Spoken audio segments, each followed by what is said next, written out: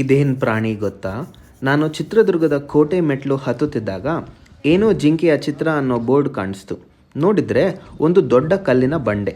ಹತ್ತಿರ ಹೋಗಿ ನೋಡಿದಾಗ ಯಾವುದೋ ಪ್ರಾಣಿಯ ಔಟ್ಲೈನ್ ಥರ ಇತ್ತು. ಆದರೆ ಏನೋ ಮನಸ್ಸಿನಲ್ಲಿ ಇದು ಜಿಂಕೆ ಥರ ಅನಿಸ್ಲಿಲ್ಲ. ನನ್ನ ಫೋನ್ನಿಂದ ನೂರಾರು ಚಿತ್ರ ಎಲ್ಲ ದಿಕ್ಕಿಂದ ಹಿಡ್ಕೊಂಡು ಮನೆಗೆ ಬಂದೆ. ಈ ಚಿತ್ರಗಳ ಅಳತೆ ಮಾಡಿ ಅದರ ಆಕಾರದ ಅಚ್ಚು ಹುಟ್ಟಿಸಿದೆ.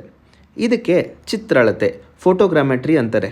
ಈ ಅಚ್ಚನ್ನು ನನ್ನ ಪದರ ಅಚ್ಚುಗ 3D ಪ್ರಿಂಟರ್ಗೆ ಕಳಿಸಿದೆ. ಪದರ ಅಚ್ಚುಗ ಪದರವಾಗಿ ಕರಗಿದ ಪ್ಲಾಸ್ಟಿಕ್ ಕಂಬಿಯನ್ನು ಗೀಚಿ ಅಚ್ಚುಕಟ್ಟಾಗಿ ಅಚ್ಚು ಕಟ್ಟುತ್ತೆ. ಶಿಲಾಶಾಸನದ ಪದ್ಧತಿಯನ್ನು ಅನುಸರಿಸಿ ನಮ್ಮ ಬಂಡೆಯ ಪದರ ಅಚ್ಚಿಗೆ ಅಕ್ಕಿ ಹಿಟ್ಟು ಬಳೆದೆ. ಇದು ಖಂಡಿತ ಜಿಂಕೆಯಲ್ಲ. ಆದರೆ ಯಾರು, ಯಾವುದನ್ನು, ಯಾವಾಗ, ಯಾಕೆ ಮಾಡಿದ್ರು? ಇದಕ್ಕೆ ಬಂಡೆ ಚಿತ್ರ, ಪೆಟ್ರೋಗ್ಲಿಫ್ ಅಂತಾರೆ. ಇದು ಇತಿಹಾಸಕ್ಕಿಂತ ಮುಂಚೆ 4000ದಿಂದ 10,000 ವರ್ಷದ ಹಿಂದಿನ ಜನಾಂಗದ ಕಲೆ. ಇದು ಬಸವ. ಈ ಥರದ ಗೂಳಿ ಚಿತ್ರ ಕರ್ನಾಟಕದ ಸುತ್ತ ಸರ್ವೇ ಸಾಮಾನ್ಯ.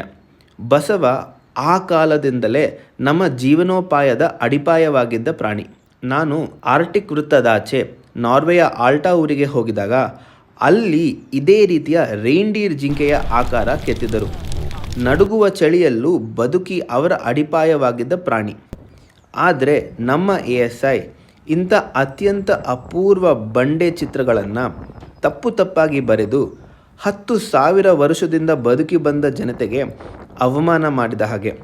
ಇದನ್ನು ರಕ್ಷಿಸಿ ಜನರಿಗೆ ತಿಳುವಳಿಕೆ ನೀಡಿದರೆ ಮುಗ್ಧ ಮಕ್ಕಳು ಇದನ್ನು ಜಾರೋ ಬಂಡೆಯ ರೀತಿ ಆಡುವುದಿಲ್ಲ. ಇಂತಿ ನಿಮ್ಮ ಕುತೂಹಲದ ಹುಳ ಕುತೂಹುಳ.